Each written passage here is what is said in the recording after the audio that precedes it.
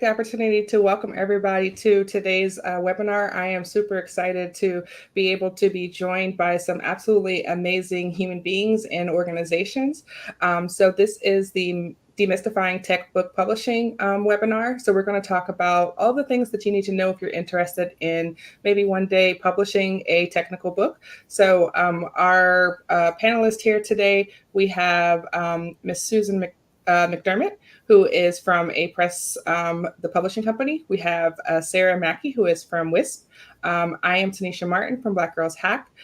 We also have Nicole from Diane Initiative, and I believe that Mary Galloway from Women's Society of Cyber Jitsu will be joining us a little bit here in a couple of minutes. So I will turn it over to Sarah to introduce our illustrious guest. Thanks so much. Excited to be here with everyone today. And it's my pleasure to introduce you to Susan McDermott. Susan is the editorial director at A Press, which is a Springer Nature company. And she works really with first time authors to really help them achieve their goal of getting published. She has spent her entire career working with book acquisitions. And so she really knows how to understand trends, how to shape ideas, and really how to find the best person to be an author on topics for the intended audiences.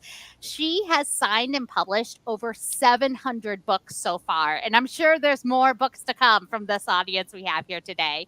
She's had a great career, also including time with Wiley, Prentice Hall, and she's been in various categories, including information security, enterprise software, cloud networking, nonprofit management, licensing and intellectual property, banking and financial technology, and much more. So it is our pleasure to introduce Susan today. And we invite you, as you're listening to her, to enter your comments into the chat box on the various platforms you're watching on.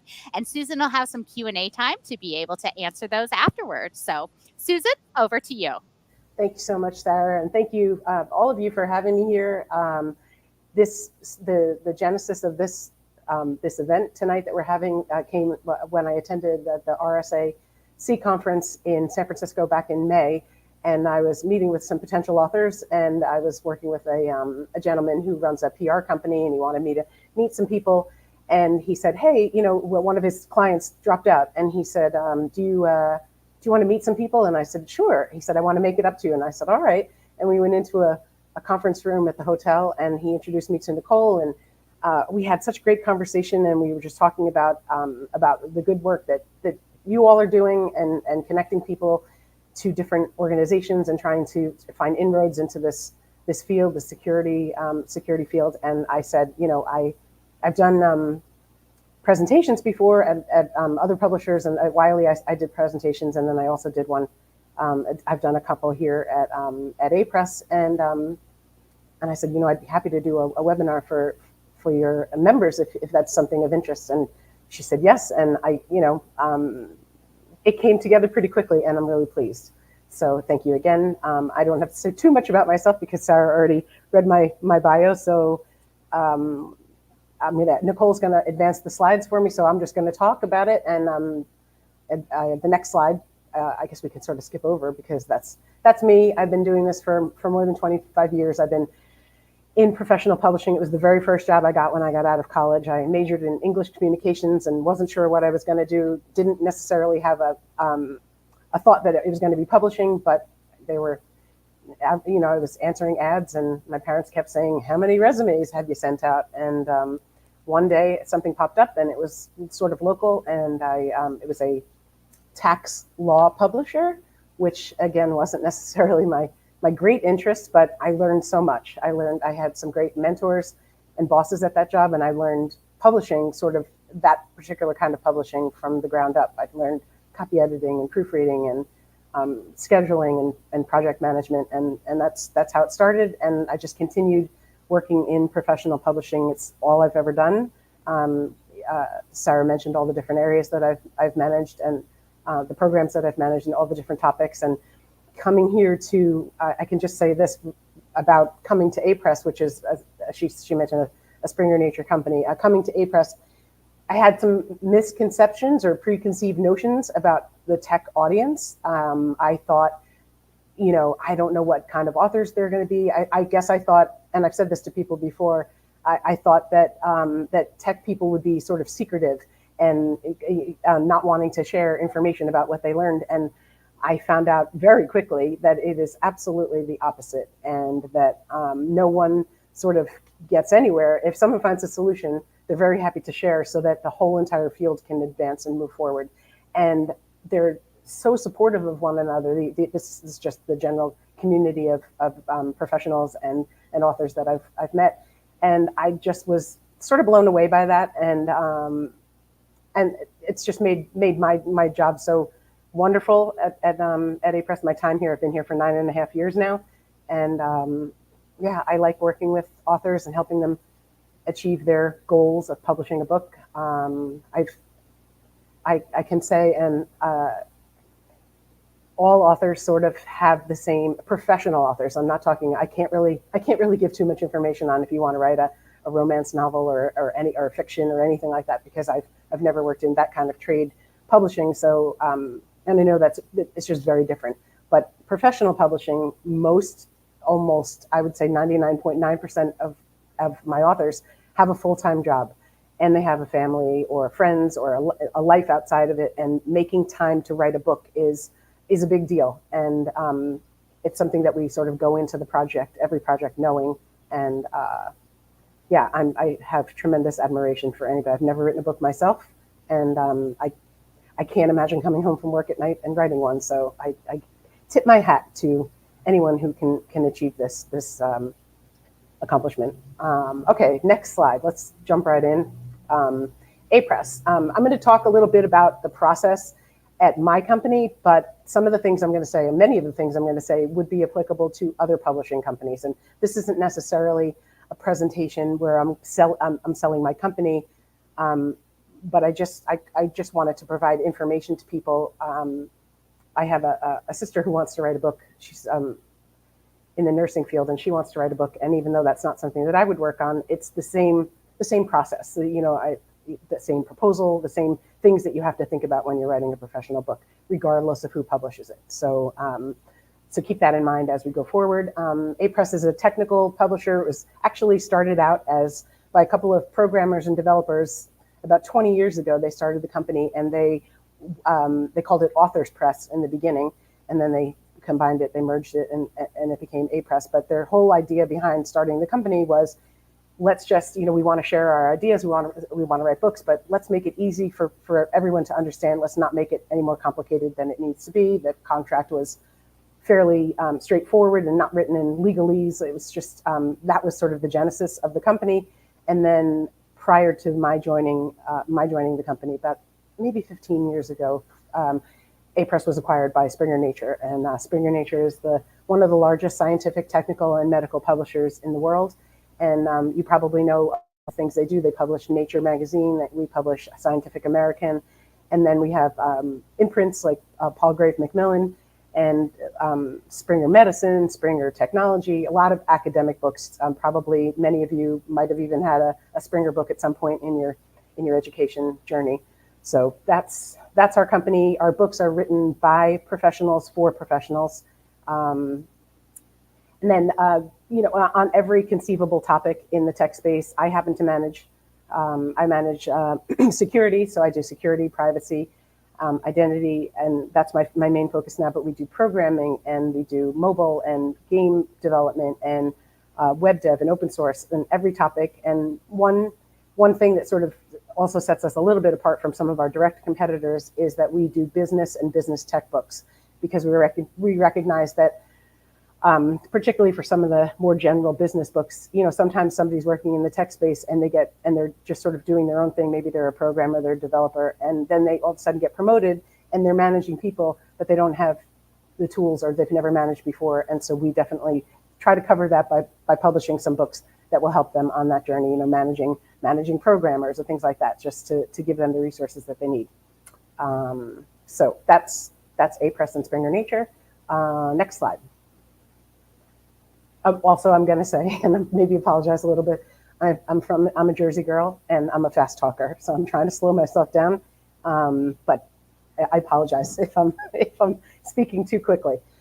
Anyway, this next slide is a representation of sort of a couple of our best-selling books. Big Breaches, Zero Trust Security was one of the first zero trust books on zero trust that came out in the market. It sort of came out just at the right time, and it sold a great number of copies, and the authors have gotten an awful lot of attention for writing that. We just actually met. We had a meeting at RSAC in May and talked about doing their second edition. And then along with that, a number of our brand new books. Most of these books are brand new. They have just come out.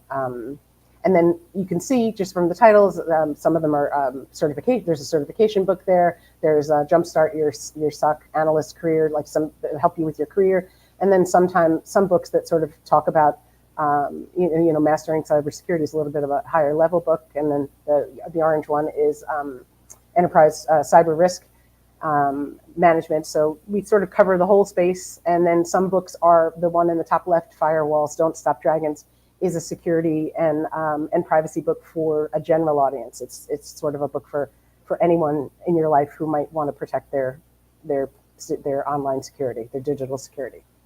So that's just a quick little sampling. Next slide. Okay, so why do you?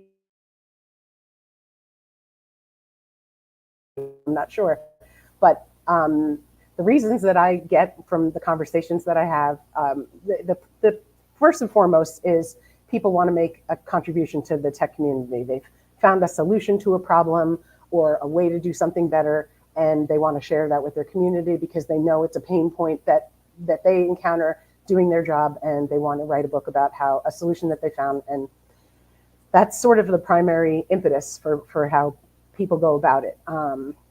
There's other reasons. There's many authors come to me because they want to build their own personal brand. They want to build their platform and talk about something that they're passionate about, that they love to do, and they want to just share that. They're maybe more on a speaking circuit. They're getting some good feedback from conferences and things like that, and they want and that's part of what their goal is in writing a book. I've had people say very specifically that they wanted to, I'm writing this book because I want to get a promotion, or I want a new job, and this is going to help me. That's sort of more of a rarity, to be honest. I think the bulk of the people who write our books are people who just want to make a contribution. And then every once in a while, this last one down here, every once in a while, I've had an author who said to me, yeah, I always wanted to write a book, so here we go, I wrote this book. This is something that I'm knowledgeable on, and it was easy for me to do, so I wrote the book. And that's, there can be a million reasons to write a book, but these are the most common. Next slide. How do we find authors? We find them in many, many ways, and that has changed a lot. The ways in which we find them, or the ways in which I find them, has changed a lot along my career path. In the beginning, definitely a lot more. In the beginning of any job or any new program, a lot more hustle, a lot more trying to find out who are the thought leaders in the space, who are writing blogs, what blogs should I pay attention to, who is speaking at conferences, what are they talking about? I try to go to. I certainly don't. I'm not a security professional, so I certainly don't know all the ins and outs. But at this point, I feel a little bit more comfortable, maybe because security affects us all, and not just it's not so insular in companies, but it's definitely something that I not too technical, but I can sort of wrap my brain around. So a lot of times now, I get people coming to me, which is something that happened at some points in my career, but much more often now, I guess, because I do a lot of promotion. I'm on LinkedIn a lot. I usually announce my new books and I talk about them. And so I've had a lot of people reach out to me on LinkedIn. I've definitely done some, cold calling, not necessarily calling on the phone, but, reaching out to people and saying, hey, I see that you've spoken on this topic and I think it might make a great idea for a book. Have you ever thought about it? And things like that. Bloggers are people who are already writing on a daily basis, getting some great practice in.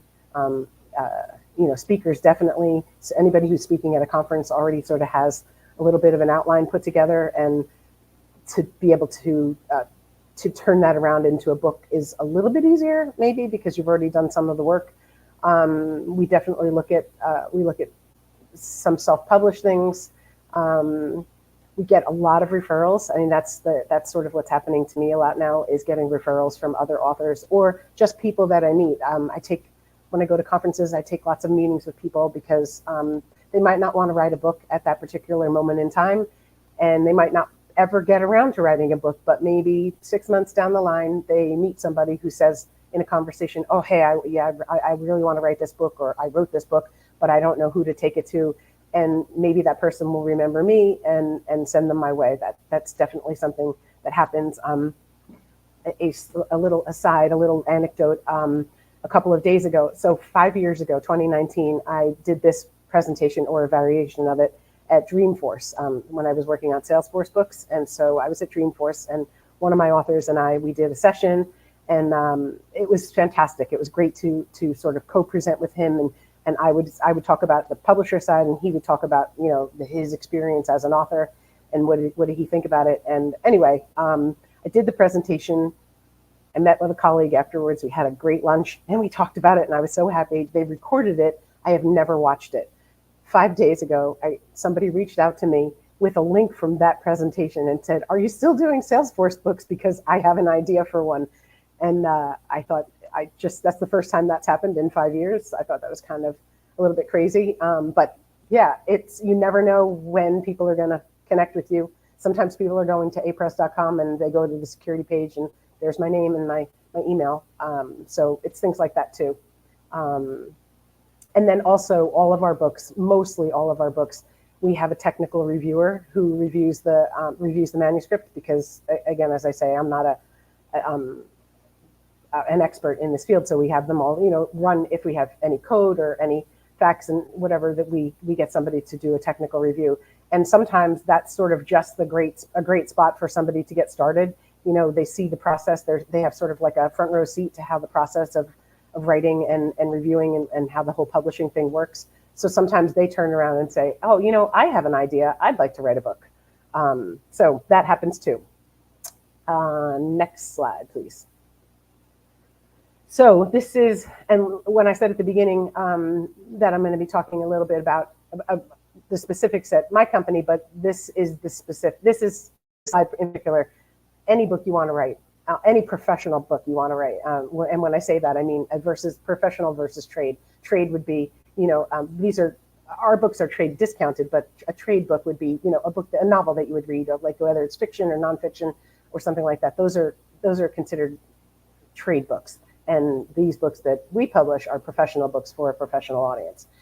So the most important, the first step in the journey after you've made a connection with somebody, or even before you've made a connection, is the book proposal. And a book proposal asks for it asks the questions that any editor needs to properly evaluate a book project. So whether you're writing on brain surgery or root canals or security or identity or something like that, it doesn't matter. These are the things that people who are the editorial team looking at your proposal are going to want to know. So they're going to want to know, what topic does it cover and how, the book description, some selling points. And when I say selling points, for us, that means, how does your book stand out? What are the things that you want, what are the things that sort of, is it because this is a hot topic? This is, you're writing you want to write a certification book, and a selling point would be, 100,000 people a year take this exam, so we can see what the audience would look like, or something like that. What will your readers learn, or what do you want them to learn from reading your book? You sort of have to have that in your head to be able to share that to be able to share that in your book. Who is the audience? I always think that there are two things on this list of top questions that I think are the most important. Who's the audience, and the table of contents. So who's the audience? Who are you writing it for? Are you writing it for a beginner? Are you writing it for somebody who's advanced and you're going to skip right past the beginner stuff? You kind of have to know what your audience level is. Who are you writing? Are you writing for, boards of directors? Are you writing for system administrators? Like, who are you writing this book for? Who are you speaking to is what it really boils down to. And then And then the table of contents. I said before, one of the places that we get potential authors from is people who speak at conferences, and they've sort of already sketched an outline of what their topic that they're going to talk about. The more work, the more effort that goes into a robust table of contents at the beginning just completely facilitates the writing of the book. And again, I say this as someone who's not written a book, but when I get a proposal and I see a really, 2 and 3 3 level heads down from each chapter, I can see, what they're sort of like the breadth of what they're planning on covering, but then it sort of gives you a place to start. And whether you're going to start on chapter 1 or you're going to dig right into chapter 7 and start forth as you're covering your material, that's very helpful. And then the other things that are important for us are, specifications. How long do you think it will be? Most books that we publish are in the 250 to 400 page range. We also do some books that are around 150. If it's truly sort of a primer or like a basic overview of a niche topic, it can definitely be covered, and it doesn't have to be 400 pages. It can be 150 pages, 125. This helps, again, the table of contents. How much am I going to be covering? How deep am I going to go? And then the estimated writing schedule. And here, and I might say this again in another slide, because this is like an important thing. A lot of people say, well, I'll tell you this. So the average length of time that it takes most professional authors to write a book is 6 to 9 months.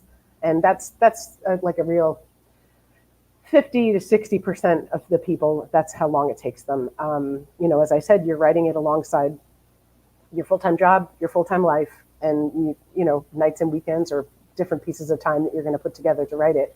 The only time we, as a publisher, and this I'm speaking for A-Press, but probably speaking for other publishers as well, the only time I would ever give an author a deadline is if you came to me and said, "Hey, I'm going to be doing a keynote at Identiverse next year. And I really want the book to be there. I want to do a book signing. When do I have to have the manuscript done?" And then I would work backwards and give you a date. But that's really the only time we would ever give you a date.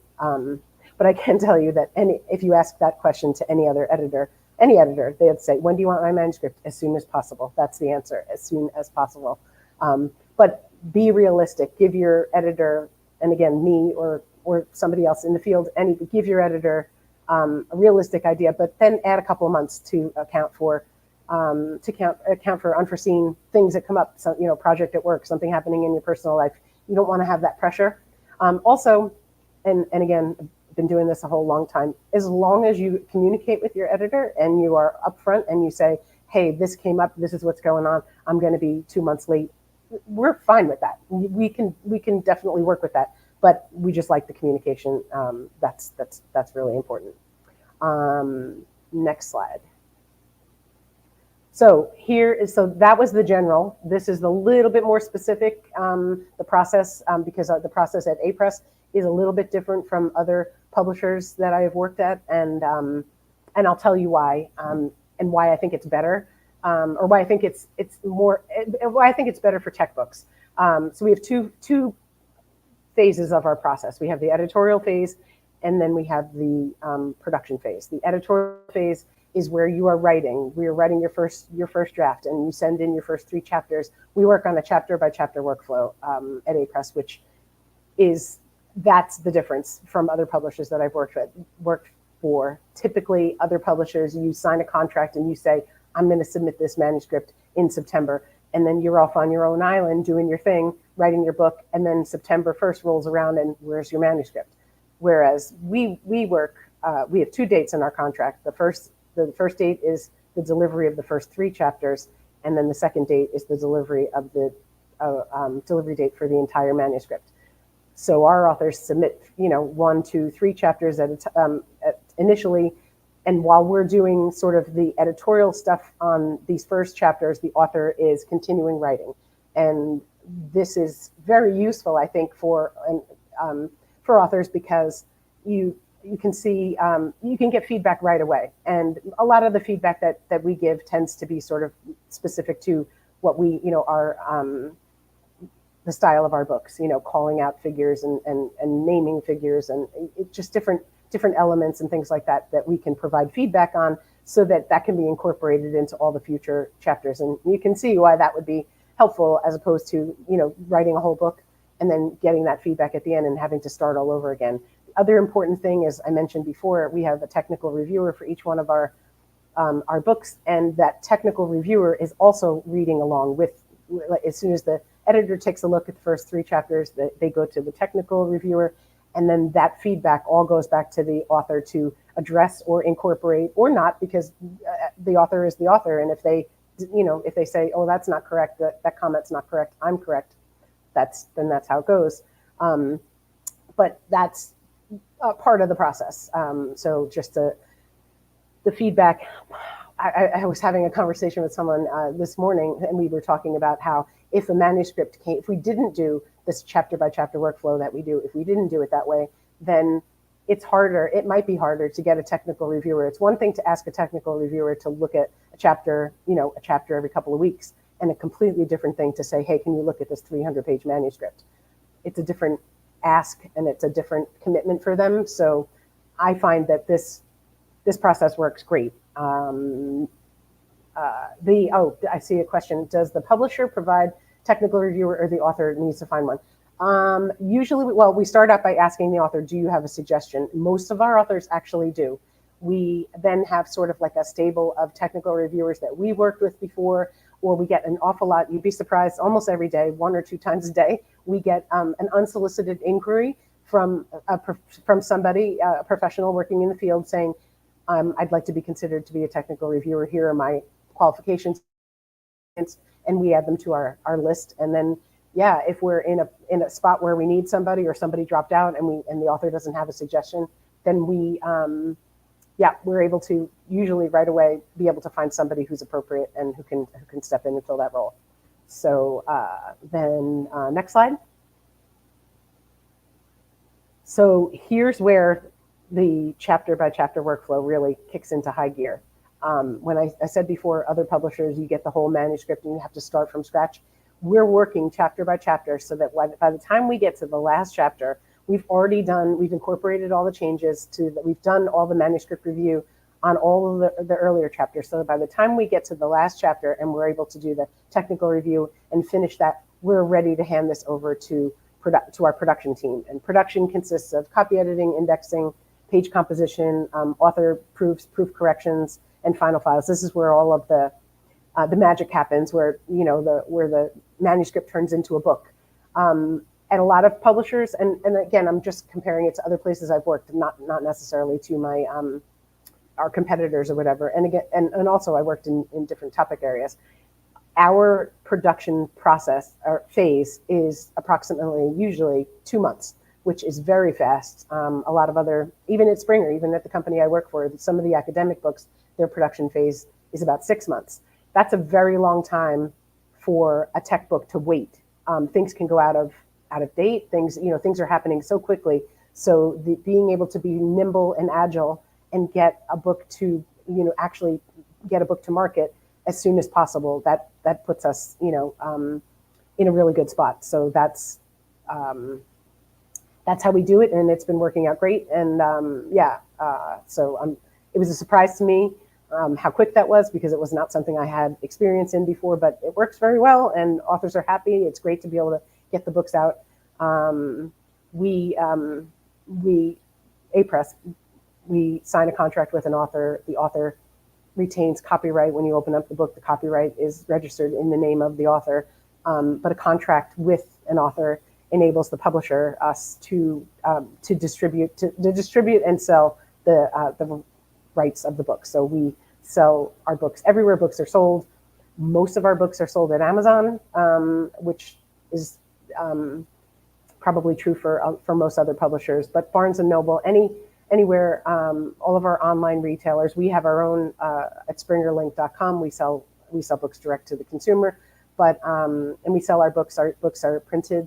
They're available in print and in electronic formats. So, however people want to purchase them. a surprise that I had when I joined was I thought, oh, these tech folks, everyone's going to want books. And it's absolutely not the case. It's 50-50, maybe 55 print to 45 which surprised the heck out of me when I joined. But that's how it is. I think I've had conversations with people and they say, yeah, it's just that's the habit we're into. We like to, especially if it's sort of like a more like a practical book, like giving a solution to a problem. People just want to have it. They want to have it on their desk. They want to mark it up. They want to refer to it and not have to go looking for it in electronic files. So we publish in all formats so people can consume the media in the way that they're comfortable consuming it. So that's our two processes. And again, it's probably relatively the same in most publishing houses. All these steps happen. They might not do it on a chapter by chapter workflow, but every publisher does all of these things. Next slide. Okay, so things to consider. These are things that most of our, I think Sarah said at the beginning, most of our authors are first-time authors. We get a lot of repeat authors, a lot of people coming back to do a new edition or a second book or something like that. But most of our authors are first-time authors. So as I said, I've been saying all throughout this thing, writing a book in addition to your job and your life responsibilities is difficult. It's not, I'm not going to sugarcoat it. It's a labor of love, and we respect that and we see that. And I have the utmost respect for people who can make it happen. It's great. But sort of that leads into the next bullet point, which is, and this might make it easier, should you have a co-author? I've had a lot of experience. Some people come to me with a co-author right in mind. Here's two people, we want to write a book together. Sometimes I've had situations where an author will have a great idea and they'll start to write a book. And one of my Salesforce books that I had done a few years ago, I had a single author, and he was a little bit delayed in getting some stuff to me. And he got on the phone with me and he said, "Can I talk to you?" And I said, "Sure." And he said, I'm not making progress. I know what I want to talk about, but I'm not there. And I said, have you ever considered bringing on a co-author? And he's like, "Oh, I can do that still now." And I said, "Yeah, absolutely. We'll just do a contract amendment and we'll add a co-author if you have somebody." So not very much longer after that, he got back to me and he brought on a co-author, and things then just started to pick up because they fed off of each other. They were able to I'll take this part, you take that part. And the book came out to such a great reception, and to see it so successful it just made me so happy. And when we talked about it after the book published and it was really getting a lot of interest, he did a lot of fun things, like he did a little book club, and his co-author did. And he said to me, I never thought I would even get it done, and if I didn't bring on Jim, the co-author, it would have never happened. So that's something that can happen right from the start, or it can happen a little way into the process. You're all here listening. Our audiobooks a thing for technical? Sometimes, but not necessarily the real technical ones. We have a whole, Springer Nature has a licensing rights team that present our books to a variety of different audiobook producers. One of them that we've done some deals with is Recorded Books, at some with Audible. They don't want books that have a lot of figures in them. They certainly don't want anything that's got code, anything that's going to make it difficult for a reader. But when I talked earlier on about how we do a lot of business and business tech books, those books definitely seem to get a little bit more interest from audiobooks. So that's just things that are a little bit, more narrative heavy and less figure and code heavy. How do people apply for the technical reviewer? There is a link on our website, apress.com, and you can just see what the email address is, but it's editorial@apress.com. I can just tell you that. And you can send your CV and just an email saying what you're interested, what your skills are, what books you might be, topics you might want to be, and then we'll add you to our list. So absolutely, I encourage you to do that. And that is the last bullet point on my slide here, get your feet wet by being a technical reviewer. And sometimes that sparks something, or But it's a great way to add something to your CV. You get your bio and your picture in the book that you are the technical reviewer for. So, you're part of that project for good. You're on the copyright page as the technical reviewer. And again in the book. So I think that's like a nice opportunity if you're not ready to write a book on your own. And then also the other bullet point that I have here is if you're not ready to write a book, perhaps you can or have or do already create video. So we don't sell our videos direct to consumer, but we do a subscription package that's sold to corporate, public, and academic libraries, and they subscribe to our video professional, our applied professional and applied computing package.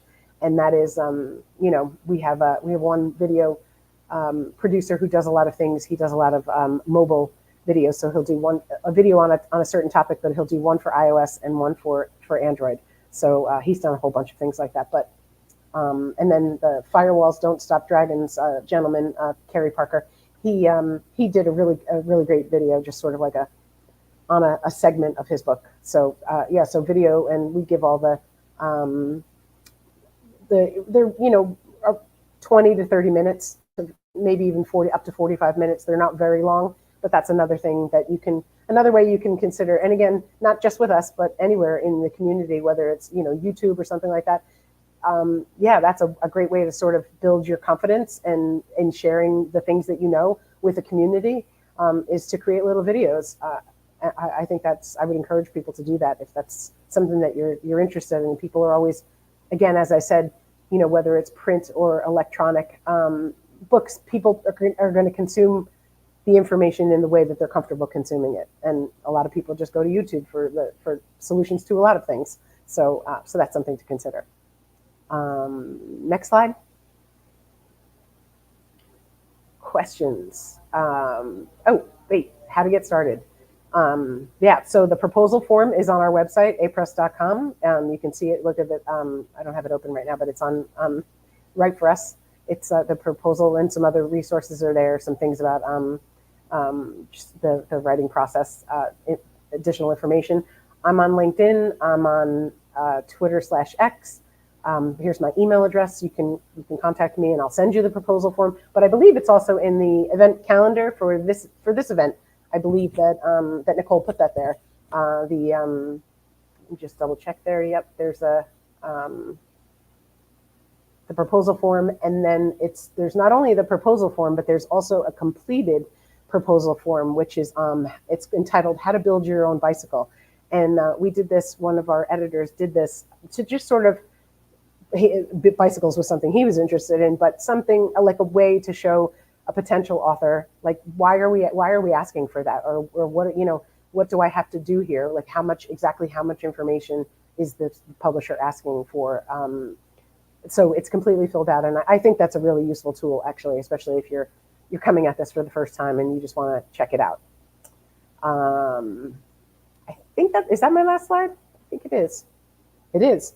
Thank you all for attending. I'm certainly here for questions. Again, sorry I was a fast talker, but now we have a little bit more time for questions. So if you have any, you can. If you don't have a question now and you want to just reach out to me for any question, and again, even if it's not on a tech book you want to write, if it's on another book, I can try to help you. But how often do we say? Okay, here we go. How often do we say no to proposals? I mean, I don't know percentage-wise. I think that if somebody, I don't want to say often, but it happens. It definitely happens. It's the, I think there was a slide that's missing. I don't know if is there a slide? Yeah, this one. I don't think we did this one. Okay. Well, let's finish answering the question. So we do sometimes say no to proposals, but it sort of like goes into this thing that I want to talk about. Common questions and misperceptions. Common questions and misconceptions. This is something that I get asked an awful lot. How much does it cost the author? Should I pay to publish my book? If you are going to self-publish, then yes, you are going to pay. You're going to pay for the editorial fees. You're going to pay. If you publish with a regular publisher like Springer Nature, like Wiley, like Macmillan, like McGraw-Hill, any kind of a professional publishing house, they analyze the proposal, they look at similar titles that they have, they look at the marketplace, they make an assessment. Should we take a risk on this book? Can we publish this book? Can we sell this book? If they say yes to that, then a contract is offered to the author, but there is absolutely no cost to the author whatsoever. The publisher takes on every bit of financial risk. Some books pay off, some books sell really well, some books do not. And that is sort of like any publisher, anybody, I've been doing this a very long time. You always think that a book is going to publish or going to sell well, because otherwise you wouldn't do it. You take on the risk because you think there's a market for it, and you think that you're going to be able to sell the book. This is not something on here, but it is a question I get all the time, so I'm going to say it. People say, well, how many copies, or how much money do I make?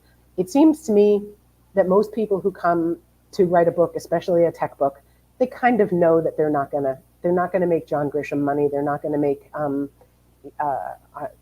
don't know. I'm blanking on other. They're not going to make like famous author novel money, and they know that. But they do make some money, and in the royalties, that's how they're compensated, by royalties. But the things that authors don't realize, and that I can't even promise necessarily, but I can say from experience that it happens over and over again, are the unknowns, the things that are going to happen. If you publish your book with a publishing house, automatically you are seen as a thought leader in this particular topic and this space. You go to do a speaking, you get speaking engagements, and in your bio, right, it's author of, and whatever the topic is, it's like it gives you sort of a gravitas or whatever, or like you published with a publishing house. You didn't publish your own book. Somebody took on this project, and maybe you get different new speaking engagements. Maybe you get consulting gigs. Maybe you get that new job, or you get a promotion. I have a gentleman that I met my first time going to RSA back when I started, and he and I met, and he had a book he wanted to write, and now he's written 5-6 books for us, and several new editions of some of his books. And he called me up one day, we were talking about a project, and he said, I was promoted to CTO of my company, and I know it's because I wrote this book. And he was just so thrilled.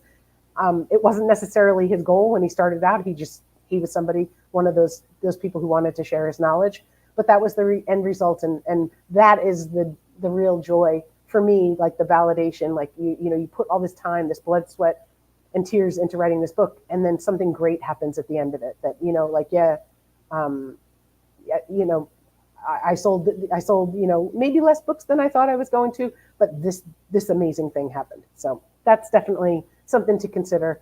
I think I covered some of these. So the timeline and the deadline, I told you about that.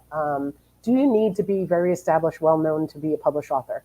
No, you do not. You need to have a great understanding of your topic. You need to be passionate about it. You need to be able to convey your knowledge of that topic. But sometimes we have authors that, a topic that maybe it's a topic. We definitely do our research. I mean, I'll hear if I didn't know what zero trust security was, so I had to look that up. I had to do a little research to find out, is this a concept somebody made up, or is this a big deal or not a big deal? And it was a big deal. But you have to be passionate about your topic, and then from there it can build. I'm going to jump into this question. If a proposal is rejected, do people get the opportunity to write it again within some time span provided by APRESS? Well, I think that this question is, if you submit a proposal and it gets rejected, can you resubmit at a later date? Yeah, absolutely. You definitely can. You can take it to another publisher who might have different, every publisher publishes on a ton of professional and on a ton of topics. If I signed a book on zero trust security, I keep using this as the example, and then it just publishes, or I'm in the production phase and we get another proposal on the same topic and the same coverage. I'm probably not going to sign that book, but I might ask the author, hey, I have another book on almost the identical sort of treatment and coverage. You seem, this is you've done a great job with this proposal. Can we figure out a way to come at this topic from a different angle? So that happens sometimes too. do you need to have a complete manuscript before you can sign a contract? No, you do not. Most authors do not. Most authors come with just the proposal and a delivery date of when they think they can get it done. More often than you would imagine, which is to say, I guess maybe post-pandemic, when people had a little bit more time on their hands, we would get, my colleagues and I, we would get some proposals that would come along with a little note, this manuscript is complete. So somebody would write the book and then start shopping it around to publishing houses. That's definitely a little bit more common since COVID and people had time. But that's absolutely not we don't approve projects based on whether something is done or not. We assume that we're just getting started. Is there guidance provided for first-time authors? Yeah, I don't want to say that we hold authors' hands, but we sort of hold your hand, especially with the chapter-by-chapter workflow. We provide a lot of guidance. We have a lot of resources and tools that we give to our authors as soon as the project is signed and we're ready to go. We give them a writing template. We provide, we do calls. We do a kickoff call if they want to do it. We're always available to answer questions. We work as a team.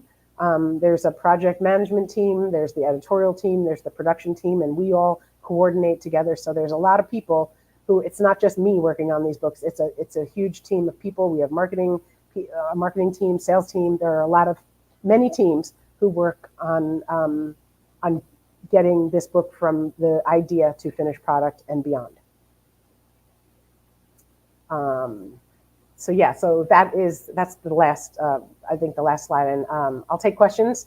And again, like I said, I started to say before, if you have a question after today, please feel free to reach out to me. I am happy to answer whatever I can at any time. And I know that I'm not going to be flooded with proposals tomorrow.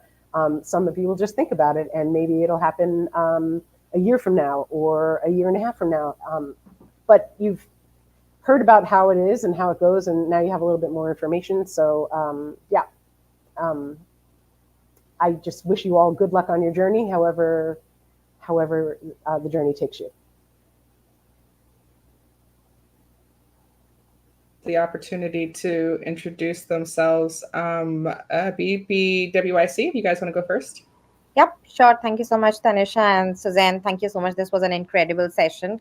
I'll just go quickly. So my name is Asta Sani, and I'm the founder of Breaking Barriers Women in Cybersecurity community, which is BBWIC Foundation. And typically our community help women foster, as they're part of cybersecurity industry, how to scale up in the industry, how to move up in the leadership ladder. And research is one of the area. Research and publishing is one of the area we are highly focused on. And I think this session was incredibly great that we have seen so far. I myself has learned a lot today, and thanks to you, understanding different technicalities which are behind, like starting, how to publish, how to reach out, and I'm just mind blown right now. So thank you so much for bringing this on the table today, and I have so many notes that I have personally taken, and I'll be taking back to my community and sharing it with them, and probably reach out to you all folks again, and we can, I think, continue to do this, all of this together, and something new and something interesting. So thank you so much. This has been incredible. Oh, I'm so glad to hear. I guess I didn't talk too fast. No, not at all. I'm also from Jersey. Oh, okay. So we know. Fast talkers. Yeah. Awesome. All right. So I am Tanisha Martin. I am the executive director and founder for Black Girls Hack. So we are a nonprofit. And I am super excited to have been a part of this because I know that Mary and I just released a book earlier this year. And I promise you, I wish that I had known all of these things, before we embarked on that journey, but we're in the process of working on another book at this point. So, we will definitely be reaching out to find out more and get involved. So next up, we have WISP. Sarah, you're up. Thanks so much, Sarah Mackey with Women in Security and Privacy. Excited to be here today with you and let you know about WISP, Women in Security and Privacy. We're focused on advancing women and underrepresented communities to lead the future of privacy and security. Invite all of you to learn more about us at wisborg.com and get involved, get engaged, and help us all support and lift up each other in this space. So thanks so much. Over to Mary. Hello, Mary Galloway here. I'm the CEO and a founding board member for the Women's Society of Cyber Jitsu, aka Cyber Jitsu. Like all these other wonderful groups, we provide hands-on training and community for women and girls looking to enter and advance in the cybersecurity space. We focus on the technical part of that. We host study groups, conferences, all of the things to help build that community around getting into this space. And like Tanisha said, I wish we had had this before. Writing, I just finished a study guide and it was a literal labor of love. It is. And I wanted to quit. But it's a fun process. It's a great thing. So please feel free to reach out to all of us with questions, any information, or just to chat about, all the things. And that's it. Thanks so much. I also want to jump in and share a little bit about our friends with the Diana Initiative. Thanks so much, Nicole, for helping to bring us together.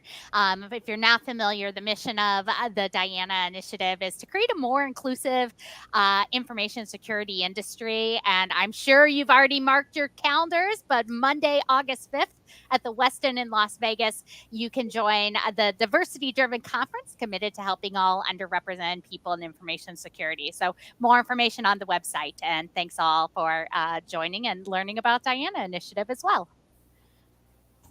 All right, so we have got about 9 more minutes left before the top of the hour. So I just wanted to put out a last call to see if there were any additional questions that anyone had for our guest. If not, I think she provided you with her LinkedIn and the email and the website to where you can go and find out about the proposals. I encourage you, if you are trying to talk yourself out of, writing a book, or you've been thinking about it, to, basically jump on the other side of the bandwagon and, encourage yourself to do this. It is very much so a very tedious and a labor of love, as Mary mentioned, but I think it's very rewarding and a valuable experience. So especially if you're looking to increase your brand, your personal brand, or that of, whatever it is that you've got going on, I think this is an excellent opportunity.